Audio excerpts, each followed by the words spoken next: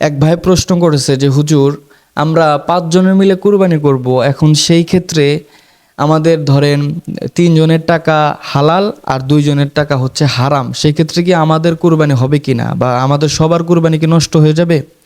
প্রিয় ভাই, খুব সুন্দর প্রশ্ন করেছেন। আমি বিষয়টা খুব সুন্দরভাবে আপনাকে বুঝিয়ে বলতেছি।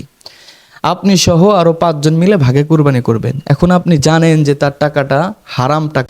এখন সেই ক্ষেত্রে আপনারা যদি 5 জন মিলে একসাথে কুরবানি করেন, আপনাদের 5 জনের কুরবানিটা নষ্ট হয়ে যাবে।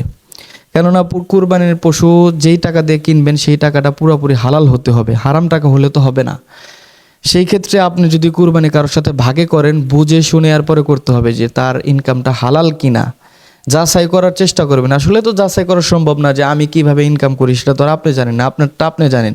তারপরেও চেষ্টা করবেন যার সাথে ভাগে হবেন তার ইনকামটা যেন হালাল হয়। তার ইনকামটা যদি হারাম হয় তাহলে কিন্তু আপনার কুরবানি নষ্ট হয়ে যাবে। এই জন্য গরু কুরবানি না করে নিজের টাকা দিয়ে একটা ছাগল কুরবানি একা একা করা তাও ভালো আছে। এই বিষয়গুলো খুব খেয়াল করে এরপরে কুরবানি করবেন।